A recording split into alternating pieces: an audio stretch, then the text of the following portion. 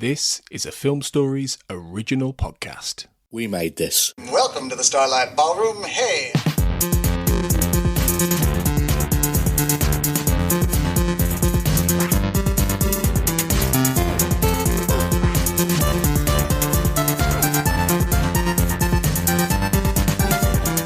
Hello and welcome everyone to Shipwrecked and Comatose, the Red Dwarf podcast here on the We Made This podcast network. My name is Kurt North, and joining us for this week of frivolity and lemon squeezing and all kinds is Mark Adams and Colin Jackson Brown. Mark, you're eating a double-decker. You know it's not the right thing to be doing. You need to be eating a Mars bar. But I love a double-decker. In other words, how are you? Hi, I'm good. I've just had an argument with my housemate about what's better, double-decker or Mars bar, and obviously it's double-decker. Other than that, I'm really good. Well, it's been polled on your Twitter at the moment. When this comes out, we'll have to poll it again on the Red Dwarf feed and just see who actually... I mean, you could put Topic Bar in there as well, couldn't you? Only if you're from the 70s. Can you even still get a Topic? I don't think you can. Or Toffee Crisp. Oh, I love a coffee crisp. I love a Toffee Crisp. Yes, we are here. A few days ago, actually, ironically, unfortunately, Colin was a bit ill last few days ago, so we're actually recording as if it's in real time, which is really bizarre. A few days ago is actually a few days ago. So, Colin, how are you feeling? That's never happened before, has it? That's never happened before. We've always lied. Exactly. How are you feeling, Colin? Are you all right? It's too many lemons, I think, to be honest, mate. But yeah, no, I'm all right. I'm slightly croaky, but yeah. We'll go with it. It'll be all right. Okay. You've had a couple of days to think about it. How have you managed to pass Red Dwarf 10 in its title credits then? What are you thinking generally before we move on? Got lemons in it. It's got lemons in it. That's my main takeaway. We know that. I'm really excited. Yeah. Genuinely excited. Can't wait to get it watched. That's my real answer. I'm really looking forward to it. So, yeah, I mean, Red Dwarf, as I say, Red Dwarf 10 coming back. Since we've been recording as well, because we had the opportunity, I did have a quick look afterwards and did see that it was a model, Red Dwarf, and the camera angles on it. And as I say, when you begin to see the beginning of Trojan, it just looks great. It does. I mean, just looks amazing. That's the one about condoms, right? Trojan. Yes, yeah. I think so. So, today we're going to be looking at Red Dwarf 11. Just the credits, though. Just the credits. So yeah, not the whole thing. Because I'm unprofessional, I've not looked at when Red Dwarf 11 aired compared to Red Dwarf 10. So it was recorded Red Dwarf 11 in 2015 and was broadcast in 2016. So whereas Red Dwarf 10 was aired in 2012. So between 2012 and 2016. So a few years had passed. And 11 and 12 were filmed back to back as well, but had a year gap in between. Good grief. What, so they recorded 12 episodes and split it into 2 seasons? Yeah. Good grief. It did indeed. What was the reason for that? To save money on the studio costs or something like that? I'm assuming. I mean, I haven't looked at it in any detail because I'm sure we'll get to talk about it in the actual show, but I'm assuming just purely because they had a commission for 2 series and it makes sense. Yeah. If you've got everyone there, if everything's written and ready, it makes sense to do the 2 series at the same time. You do get that. I've heard of other series recording 2 series at a time. It means you don't have the 2 or 3 year wait for the next one, and people can lose interest and lose momentum and stuff like that in between if there's a massive gap. Whereas if you've got it ready to go for the next year, you're going to keep that momentum. Yeah, and it'll still be fresh in people's minds when the next series is ready to come out then. But I don't think Red Dwarf ever suffered from that, though, because there were huge gaps between 6 and 7, and then there's quite a big gap between 7 and 8, and then obviously they fucking relaunched the whole thing on Dave, and it did well. But you say that, and then 2 of the 3 of us both lapsed from watching Red Dwarf. Good point, Marmaid. Part of the reason that I lapsed from it is because I'd got older, and it hadn't been a constant part of my life. That's why up until Series 6, I used to watch the episodes constantly. And then after that, Series 7 and 8, I watched when they were broadcast. And then never again until we did the podcast episodes about them. And then Back to Earth put me the fuck off it, and I didn't bother with it after that. Well, we know it was all in the master plan because, we'd seen into the future. Future Echoes had already said to you, Stu, that you were going to be watching Red Dwarf 10, 11, and 12 separately to some people you've never met before about this show, and you couldn't watch it. I mean, that was what happened, wasn't it, effectively? It's a shame it was a Future Echo, to be honest with you, because if it had been like a time-traveling me, I'd have had sex with him. Okay. But I couldn't touch the Future Echoes me, remember? It's when I ended up coming out of Colin's table and says, Colin, I don't want to worry you right now. And then, Mushrooms.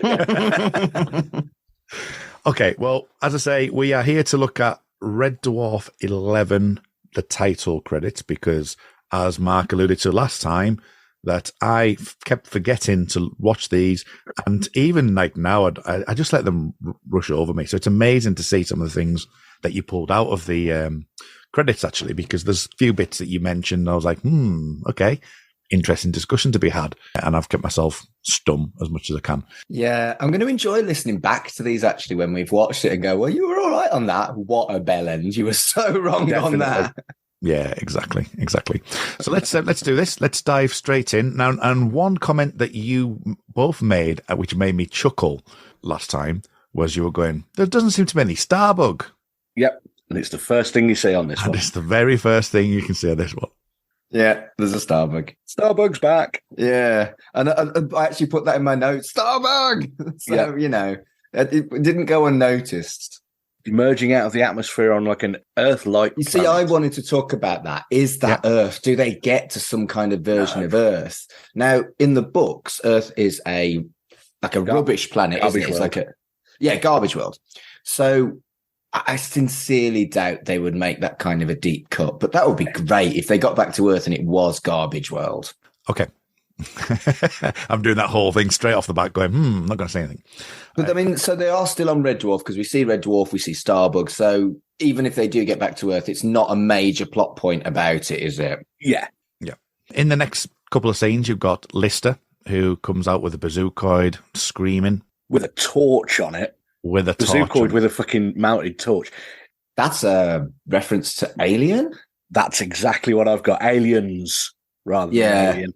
There are lots in these credits alluding to aliens, and it looks like they are upping the action level in the credits for this one. I was pleased to see a bazookoid, which again is very kind of old style Red Dwarf. So they're keeping with what we like, what's established. I'm trying to think if there was bazookoids in Series 8. There probably wasn't because they probably weren't allowed them. I can't remember. They might have had them on the Canary. But they weren't as much of a focus as they had been in Series 6 when they were essentially free as opposed to prisoners. Series 8, when they were the Canaries, that was more like Alien 3 where they didn't have weapons. True. Yeah. There's a recurring theme. I think in seasons 1 to 6, there might have been some aliens illusions as well. It's always been a big influence, definitely. Yeah. But that tiny little scene where you see him going out and screaming whilst holding the bazookoid, it just made me think of the let's get out there and twat it moment. Yeah. So I don't think he was it doesn't look like he's kind of had something happen to him. Or does it? Could it be another? No, it's not going to be as obvious as another emo hawk, is it? I just wonder if they're going to be going back a lot. What we haven't seen yet is a Dwayne Dibley or an Ace Rimmer on last week's episode or this one. And I don't think, looking at my notes, we do see any of the classic Back to Reality characters on either series, which I don't know whether to be pleased or disappointed about that. There's some things that I think point towards something like that. I've got a feeling I might know what you're going to say, but we'll leave it there. So we do see a ship being blown up again. I think something that's kind of crosses over from 10 and 11. Looks a bit like a cock, though. It does. Penis ship. With the balls being blown It's a up. rocket. Yeah. It is a rocket. Yeah, but it's got a bell end. Fair enough. That's where he goes to. Anyway, let's move on from that then. Yeah. No, it's nice to see the models, quite seriously. And I like that they've invested in models. And again, the production quality looks like it's not going to disappoint me, because that was one of my biggest fears, was a dip in production quality. Like I said last time, they've got less budget, but they've got the experience where they've learned how to make that go further. And, they've got less effects budget, but they've also got the advances in technology over the decades that they've been doing it, which will also help them. Yeah, exactly. So that's why it looks like it's going to look great. So we have Chris Barry, again, title credits like we mentioned the other day. That, we've got the names on the title credits.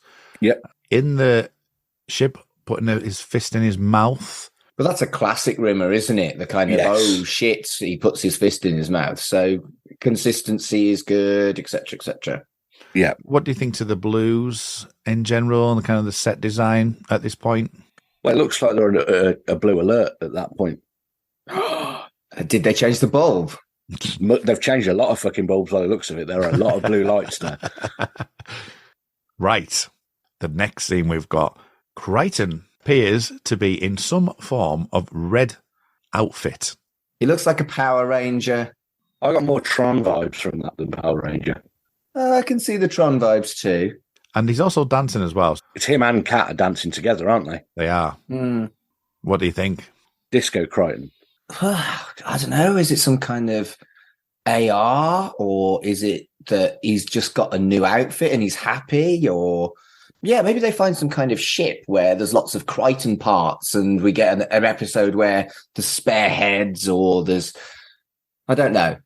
I literally just wrote Power Ranger Crichton in my notes with a question mark. Okay, well, actually, and I'm sure we might talk about this when we come to watching this episode, is it's very Iron Man in the actual thing, because of the way the gold is on the red top and gold, like that, Yeah, I mean, I'm not going to say anything about the show itself, but the actual costume design, and it's only just dawned on me by watching it with a pause screen, is that it's very Iron Man, isn't it? It's got the heart-shaped thing on his chest. And the arc reactor. Yeah, the arc reactor, yeah.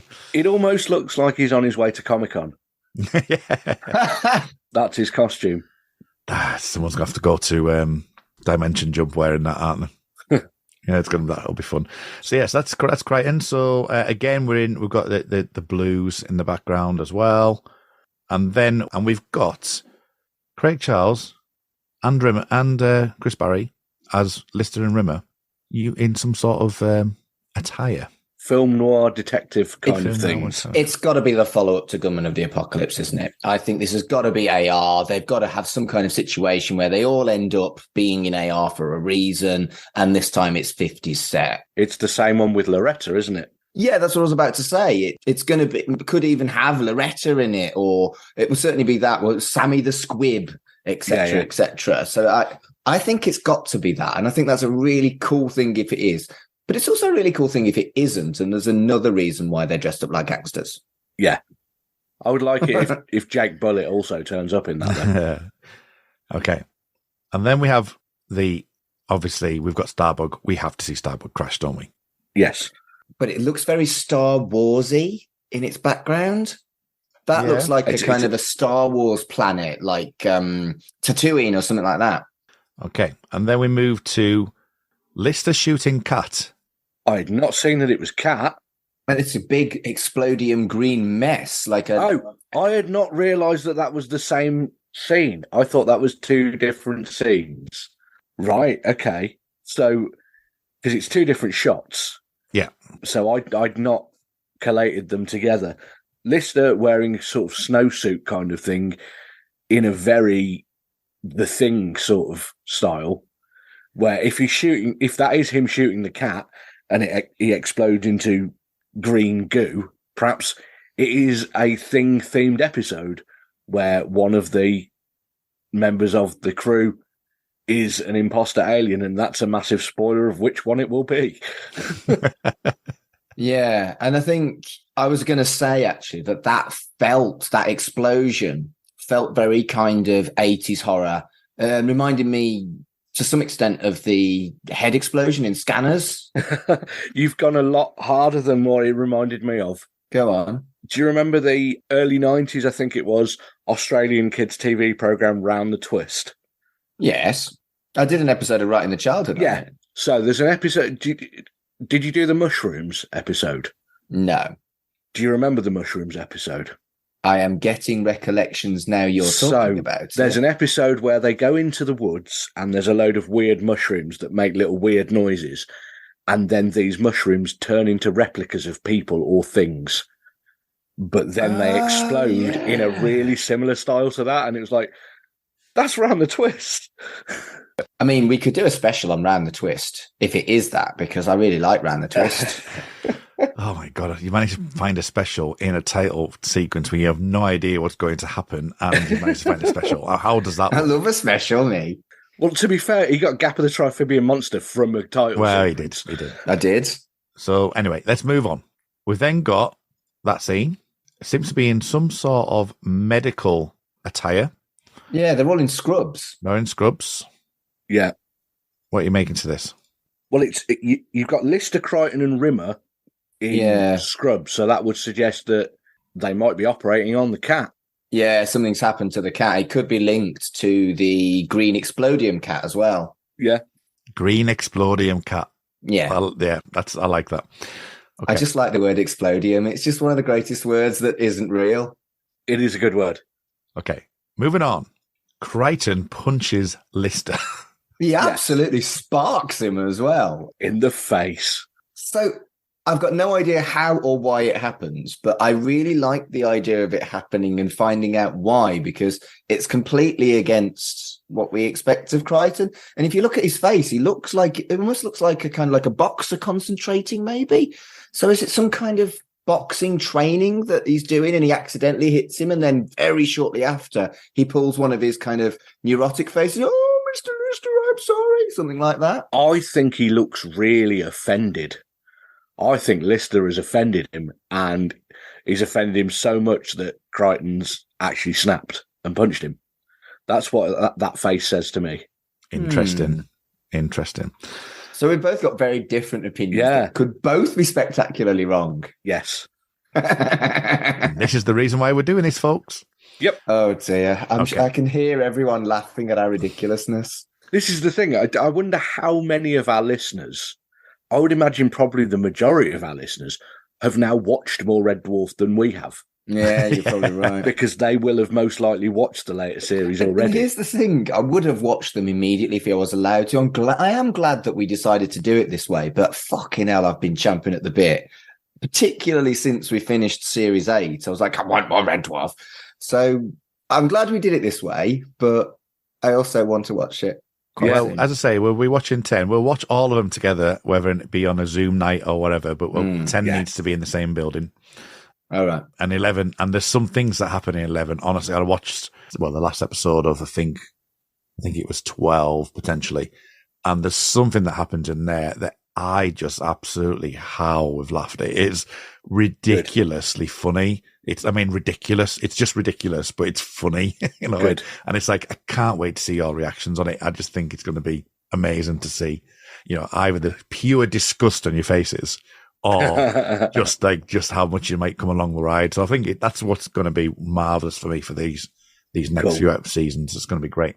Okay, so he's punched him in the face. The next thing we see then is Rimmer getting transported away and Kat and Lister getting shot. Yeah, the shoot thing is very similar to Back to Earth, where they all went through that window and they all got shot by, Doug Naylor.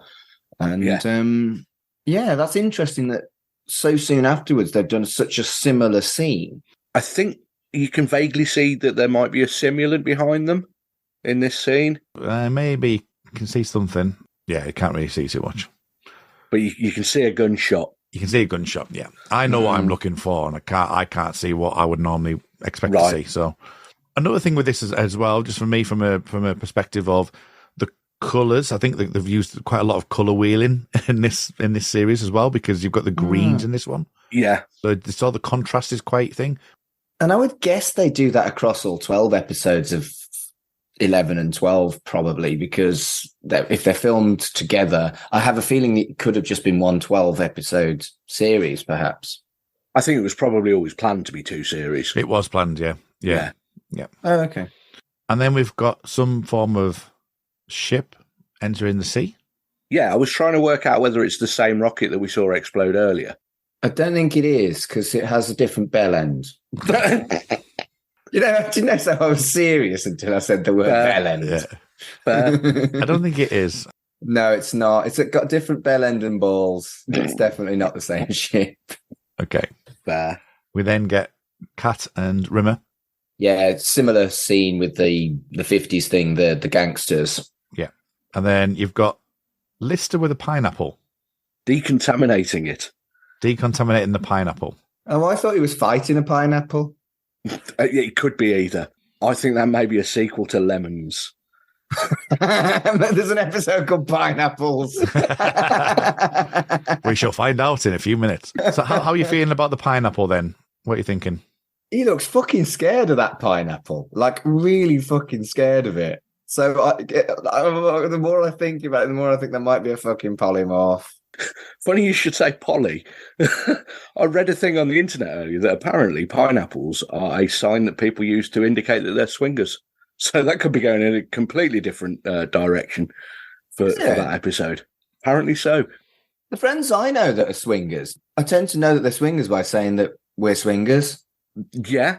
It might be that they want to be slightly more subtle with other people.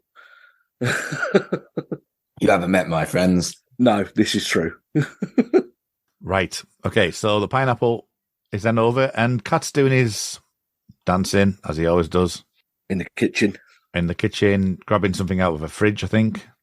So already we're like, 20 seconds in? We've seen 3 different outfits for the cat, which I'm all about. I really like that each episode he's got a different outfit. And that's, again, classic dwarf, going back to where each episode he has a different look, and it all goes back to like the first episode or second episode where he's like, he'd never wear the same suit twice, doesn't he, at some point? So to be fair, canonically, he could have 3 different outfits in one scene.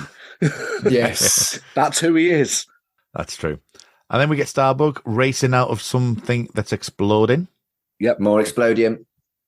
More I'm exploding. all about the explodium. Yep. And then Rimmer in a blue haze, looking really quite scared. Yes, in peril. Those are the flariest Rimmer nose flares I think I've ever seen. He must have been practicing. They're not Rimmer nose flares, they're Rimmer nose bell bottoms.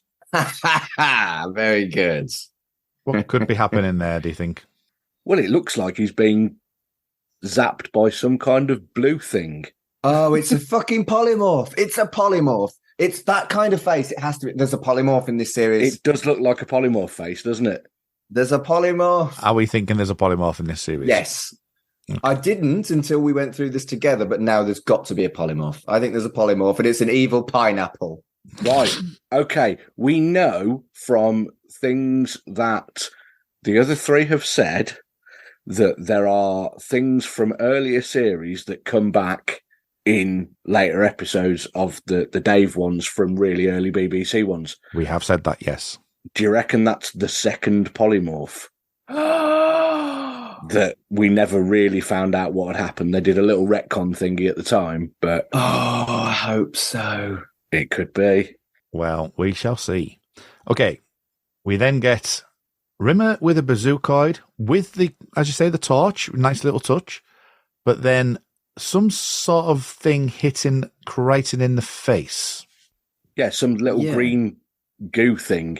There's 3, isn't there? There's like a blue, red, and green. Oh, one, yeah, so yeah. I just clicked on there. So, they're little poison dart thingies, aren't they? Yeah. But I love the way that Rimmer is using Crichton's shoulder to rest the barrel of the bazookoid on to steady. He's using him as a brace. Yeah.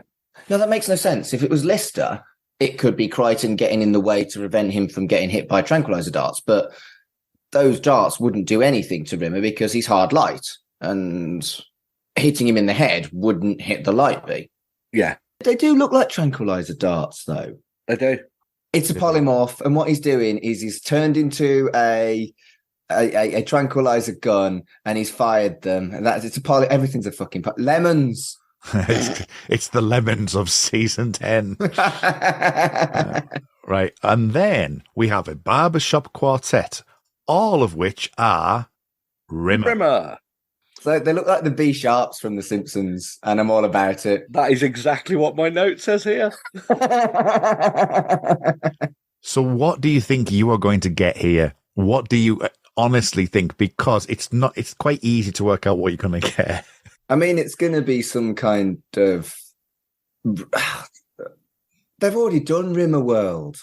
Yeah. Is it Rimmer World 2? There's Polymorph 3 and Rimmer World 2 in this series. Well, I was thinking you're going to get a new song, aren't you? That's all I was aiming for. You're going to have a barbershop quartet of a Rimmer singing. Do you think they might sing the Munchkin song together as a barber quartet? Oh, I can feel Matt masturbating as we talk about the song from Blue. I'm sure he's out at a gig tonight rather than out in Manchester. If there's a second one of that fucking Rimmer song, Matt will be over the moon. And I kind of hope that there is for him. I love him. Is there anything else you want to mention about this barbershop quartet? Nice hats. The background reminds me of the restaurant in Better Than Life. I was going to say the same thing. Shit, a brick. Yeah, it really looks like where Rimmer is the admiral and some kid comes up and asks him for his autograph. It looks like that restaurant.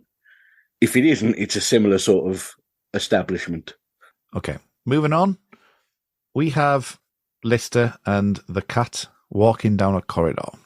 Again, with the bazookoids with the torches on. So they've all got a torch bazooka. There's definitely some kind of aliens motif here with all of them involved. Yeah. There is in the trailer, which we're not showing because we did ask you before. No, we didn't. The other day, you're not going to watch anything like that at all.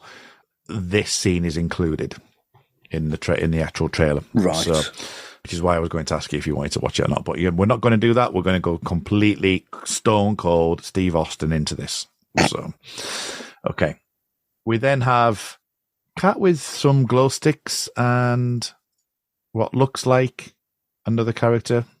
It's Lister, isn't it? Lister, yeah. Lister with Lister and Cat holding glow sticks to the faces. Yeah, clearly looking quite worried. So perhaps the rave that they are at is not very well organised. I think that might be the issue there. They've let too many people in. It's overcapacity. There's not enough toilets. The queues for the bar are absolutely ridiculous. It's very badly organised rave. Good. Fair dues. And then we get a glass jar blowing up. Yeah, it's either pickles, potatoes, or internal organs. Out of the three, it's probably internal organs, isn't I've got all three in my fridge. Actually, no, I haven't. Who the fuck puts potatoes in the fridge? Serial killers normally put tongues in the fridge. Have you got a tongue in your fridge? Only when I slam it in the door. That'd hurt. What? Okay. I don't know. It was a weird question. I went with a weird answer. Moving on there. Right. So we've got Cat in a pink suit with two guns looking really mad. And a bit like a granny. I've put Granny Cat with two guns. Dual wielding granny. Yeah, dual wielding granny. He seems like he's got a very evil looking face and a very not fashionable dress sense and hair. It's the polymorph. The polymorph has done something to the cat to make him look like a granny wielding two guns. And if that is the case, as much as we love Dwayne Dibley, I'm so glad that they've done something else this time. Yeah, you're right. It's badass.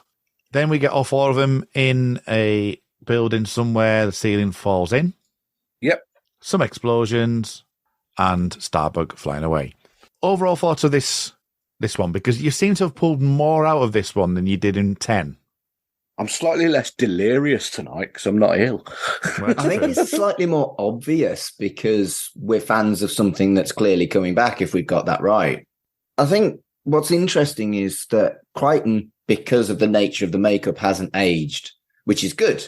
Whereas, something like Data in Star Trek, he really fucking aged, which isn't ideal. And they had to write around that. Whereas I think it's nice that the makeup has managed to make him stay completely ageless while the rest of the cast aged. It's unfortunate they couldn't do something with Rimmer because, he doesn't look like he used to. And you would have thought a hologram wouldn't age either. We're normally praising him for the really good acting, but I think that's a failure in the acting of Chris Barry. I think Chris Barry should have been better at acting looking younger. You're an idiot. Oh, dear. Okay. So, should we go through episode titles? Go for it. Do it. Pineapples, lemons too. Lemons 2, pineapples. The polymorph returns. Don't Okay. put pineapples up your colon. Red Dwarf 11, 2016. Episode 1. Twentica. Twentica. Spelled Twentica. Twentica. Right. Twentica. Doesn't give much away, does it? No. Because it's a made-up word. Obviously, 20 of something. Twentica. Do they get the time paddle and they go back to about 2001-ish when it's the 20th anniversary of Metallica's early gigs? So it's Twentica instead of Metallica. I think it's definitely a play on something that ends in Ica and there being 20 of it. Yeah. Yes. Probably not Metallica, but something like that. Okay. I got nothing on Twentica. I'm sorry. Yeah. Okay, that's fine. Episode 2. Samsara. That one might have been more appropriate for the one where they were wearing the Moroccan outfits in last episode.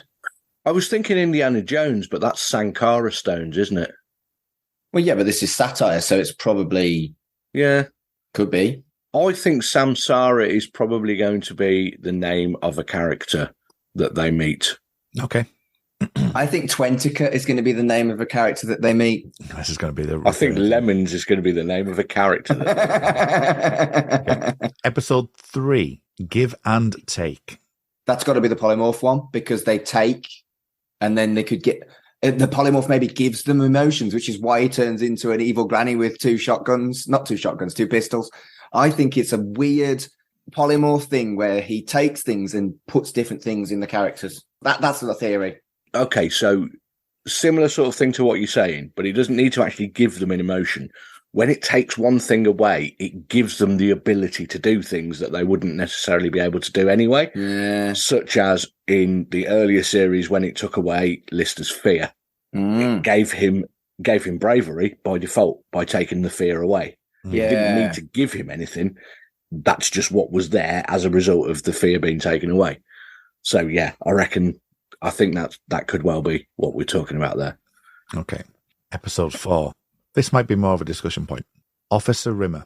Right, so that's the one where there's the 4 Rimmer Barbershop Quartet dudes. Maybe they go back into Better Than Life and it works this time, something like that, because the background with the 4 Rimmers and he becomes an officer.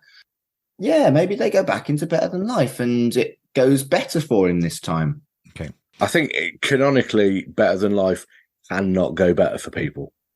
Because if it's going well, you stay in it and you die. While that did look like the same restaurant scenery, I don't think they're going to go back into Better Than Life.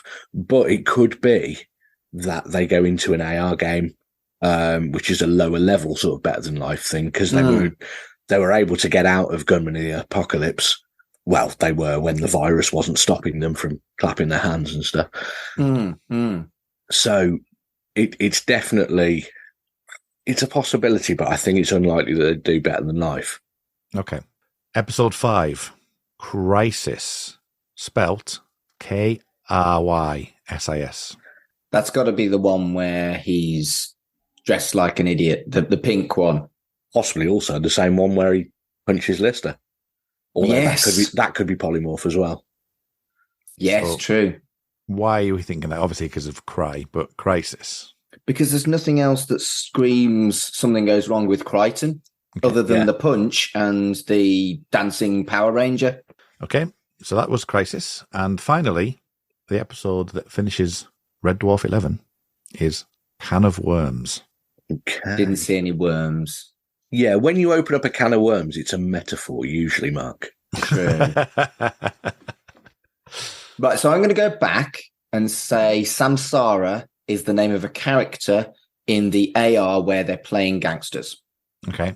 But I've Could got be. nothing for Can of Worms. I think Can of Worms could be the name of a character that they meet in the episode. Excellent. Okay. So, general thoughts then on what you think Red Dwarf 11 is going to bring you. Mark first. I'm really excited. I want to be right so badly about the polymorph. I may not have got the right episode title or whatever. Maybe the polymorph's called Samsara. I don't know. But I'm really excited if there's a polymorph, because both of the episodes with polymorphs in are absolute favourites of mine. Howled with laughter at both of them. So if that's true, I'm really looking forward to it. But I just think in general, this looks so much fun. And I like that, again, they've not really put anything in there that's spectacular, like a dinosaur foot. Forget a fucking soundbite for me. But they've not put in anything particularly kind of crazy.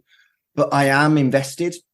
So bring it on. Bring it on as soon as possible. I think these credits make it look like it's a darker, more action-filled series than Series 10 may well have been. I agree. I might be totally wrong. When we watch Series 10, it might be dark and action-filled anyway. Well, what I will say is you've heard me say a few times that Doug Naylor swings. He goes from... That's what the pineapple's for. Yeah. Yeah, exactly. He goes from like sort of the original how Red Dwarf does to drama to he just keeps swinging backwards and forwards. So that's not me spoiling anything at all. You've picked that up on say Red Dwarf 11. I won't say anything if there is that kind of an element to it, but I've mentioned it before in the past that he does that. So, you know, it's to be expected. Cool. He will go down this dramatic, darker route sometimes. So, you mentioned like Back to Earth and the way the fall in this trailer. There's where they get shot. That seems to be very Back to Earthy with Blade Runner, that kind of thing. So, what about you, Colin, for Red Dwarf 11? Then, really, is it just that idea, that dramatic thing? Maybe how you feel? I think so. Yeah, looks like it's going to be an action-filled series. It looks like it's going to be great again. Let's go for it. Okay. Well, join us next time in these bunch of 3 specials that we're doing on Red Dwarf 12, which was released in 2017. So until next time, we are not doing social medias because we'll do it next episode. Sod them off until next week. Yep. All I've got to say is pineapples.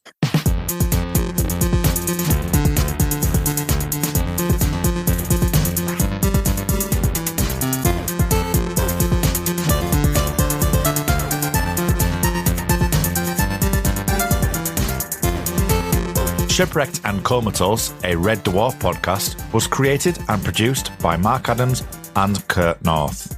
You can find us on Twitter at Red Dwarf Pod, and we are part of the We Made This Podcast network.